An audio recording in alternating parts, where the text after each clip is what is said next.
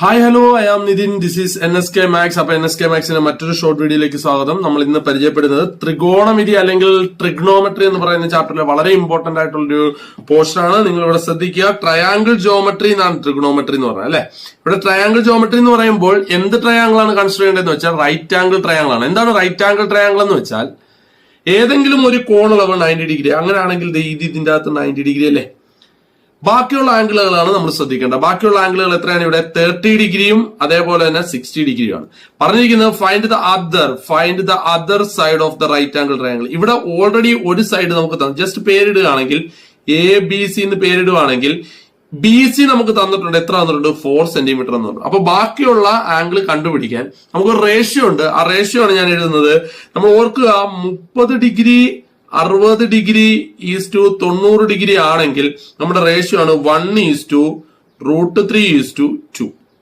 മനസ്സിലാക്കേണ്ട റേഷ്യോ ആയതുകൊണ്ട് 30 ഡിഗ്രിക്ക് എതിരെ 1 ആണ് അല്ലെ. എതിരെ എന്ന് ഓർക്കണം, opposite. That is equal to 30 ഡിഗ്രിക്ക് എതിരെ എന്തായിരിക്കും? 1x. 60 ഡിഗ്രിക്ക് എതിരെ എന്തായിരിക്കും? √3x. 90 ഡിഗ്രി അല്ലെങ്കിൽ 90 ഡിഗ്രിക്ക് എതിരെ എന്തായിരിക്കും? 2x. ഈ സാധനം നമ്മൾ എന്ത് ചെയ്യണം? ഫിഗറിലോട്ടൊന്ന് ഇംപ്ലിമെന്റ് ചെയ്യണം. ഓക്കെ, അപ്പൊ 30 ഡിഗ്രിക്ക് എതിരെ എന്താണ്? 1x. അപ്പൊ ഈ 30 ഡിഗ്രിക്ക് എതിരെ ഈ വശം എന്തായിരിക്കും? 1x ആയിരിക്കും. 60 ഡിഗ്രിക്ക് എതിരെ എന്താണ്? √3x. അപ്പൊ ഈ 60 ഡിഗ്രിക്ക് എതിരെ ഈ വശം എന്തായിരിക്കും? √3x ആയിരിക്കും.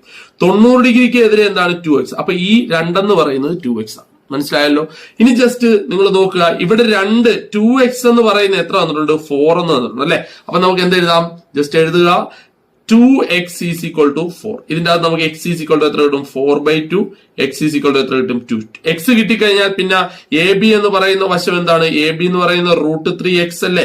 That is equal to 2√3. അതേപോലെ തന്നെ AC എന്ന് പറയുന്ന വശം എന്താണ്? 1x ആണ്. That is equal to 1 into x. x ഇവിടെ എത്ര കിട്ടി? 2. therefore AC is equal to 2. അപ്പൊ നമുക്ക് ഇത് എത്ര കിട്ടി? ഈ വശവും കിട്ടി, ഈ വശവും കിട്ടി. കിട്ടിയല്ലോ. വളരെ ഇമ്പോർട്ടന്റ് ആണ്, വെരി ഇമ്പോർട്ടന്റ് ആണ്. അതുകൊണ്ട് നിങ്ങൾ ഇത് നന്നായിട്ട് പഠിക്കുക. ഇത് അറിയാമെങ്കിൽ ഈ ചാപ്റ്ററിലെ കുറെ കണക്കുകൾ നമുക്ക് സിമ്പിൾ ആയിട്ട് കിട്ടും. അപ്പൊ ഇന്നത്തെ ക്ലാസ് നിങ്ങൾക്ക് മനസ്സിലായെന്ന വിശ്വാസത്തോട് നിർത്തുന്നു.